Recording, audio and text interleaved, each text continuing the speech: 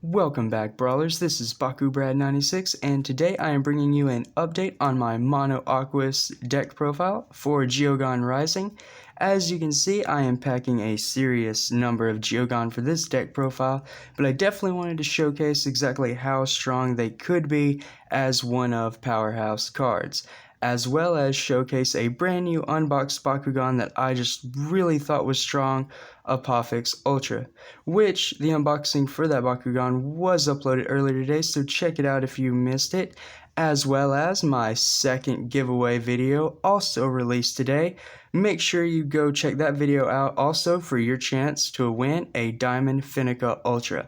I want all of my subscribers entered in that giveaway, so please don't miss your chance. And if you are not part of the Bakucrew or subscribed, consider subscribing for daily Bakugan content, including unboxings, deck profiles, and giveaways. As it stands right now, I have one where the prizes are being shipped this weekend, one started and it will run until December 4th, and as soon as I hit 30 subscribers, a third giveaway will happen. So the more the community believes in me, the more I plan to give back, and I hold steady and true to that. You mark my words, I promise that. So with all that rambling aside, because I don't want to bore anyone, let's get straight into the awesome Bakugan deck. We'll slide everything down and start with the character's RAM. So of course the top one and the main reason for doing this update for everyone, Apophix Ultra. It is a Bakugan with 2 magic shields, a B power of 500, and 6 damage. A lot of damage and potential with the B power because of the cores you use in this deck. You really don't have to worry about the B power. Next up is Oxidox. Again, it utilizes a magic shield and a green fist. B power is 700 and a damage of 3. It also has a natural built-in reroll, so very nice. This deck utilizes magic shields, and I kind of built it all around huge B power buffs. So you don't really need to worry about damage because you're going to consistently get those wins. Hopefully your opponent just will not be able to answer your B power increases because it's just going to be too high and you're going to overwhelm them. Or at least that's the plan. And then finally, from the original Aquos deck, I do still have Bakugan Ultra in here. Same reason as Oxidox, the core lineup is pretty nice. I like the other magic shield, the green fist, B power of 800, 2 damage, and natural reroll again. I really like that natural reroll, and I definitely want to utilize it because I can. Then the actual cores we use are really simple. So the 2 green fist slots or regular fist slots, I did opt for the -3 damage. Definitely set them near the opponent and use it as a trap. For the 4, kind of funny there, for the 4 magic shields, I do run the big strong boys plus 650 B power all the way across. Don't want to take any chances to miss out. Like I said, this deck is all about that B power. Now before the actual deck list, I might as well showcase the Bakugan themselves, but I won't spend too much time. I know everyone likes that deck profile. So here we have Bakugan Ultra, looking super chompy. Can't mistake him for a baby shark at all.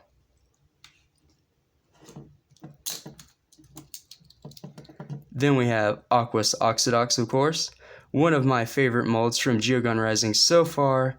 Very detailed in the sculpting and painting. Just really like it a lot. Definitely like it in Darkest because it's my favorite, but the Aquos one is close second. And then finally, for the main Bakugan, we have the Aquos Apophix. Definitely won't go into this because I just released the unboxing video. I encourage you to watch that if you missed it. Now moving on to the Geogan, we have the Aquos Ultra, who has these 4 manual legs right here that I won't spend too much time on, but they do fold out.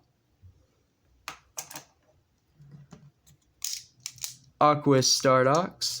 My Stardox has a bit of a handicap because when I dropped him a card length above the hide matrix, this little arm tentacle did indeed break off, and I super glued it in place. It does move, but not on the spring. But all in all, really cool. Next up, I do run a Aquos Stingzer.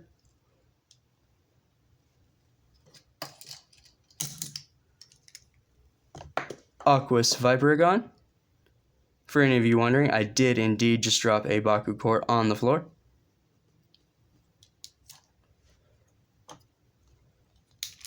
The very strong Aquos Montrapod, which I was very happy to pick up.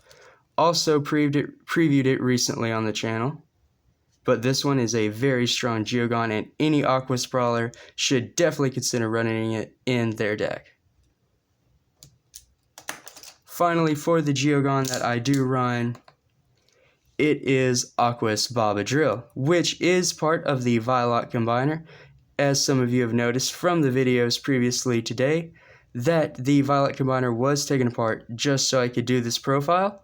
I don't know if I would take the time to put it back together. Let me know in the comments down below if you would like to see the Violet Combiner back on screen, or if you don't mind. Either way, I don't mind either, but he was such a good Geogan, he was Aquos, I definitely did not want to miss out on using him or showing him for the profile. Now with the Bakugan and Geogan shown and out of the way, I want to get right into the deck list. I have 2 Ninja Gear, 0 energy to retract one of your open Bakugan. Really unique card. Work around those team attacks. Just keep slamming with high B power and you won't even have to worry about the team attack because you'll already be ahead and you'll already have one. And the deck takes use of a lot of Geogans, so you're not always going for the team attack necessarily. But next I have 2 Aquos Overrealm. 1 energy for plus 200 B power, and then it has the boost ability. So if you have 7 or more energy cards in play, you get plus 600 B power instead. But again, with all the magic shields, 1 energy for 200 B power just adds up. Next up is 2 Deep Dive, 1 energy to draw 1, and you may reroll your Bakugan. Really good in the event that you do miss, but 2 of the Bakugan you have do have built-in reroll, so you just want to, add your chances, just make them better. Keep your chances up to actually hit those magic cores and win.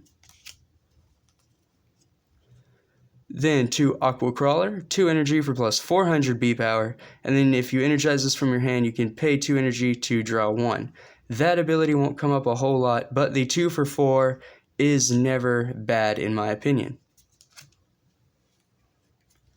Following that, we have 2 Aqua Shield, 2 energy cost for plus 200 B power, and if it's an Aquos Bakugan, which you're running Mono Aquos, you get to draw a card. Just helps you draw into the deck a little bit without, taking your life total out too much, but you definitely want a little bit of card draw when you need it. One of the only 3 ofs in the deck is Chomping Tornado.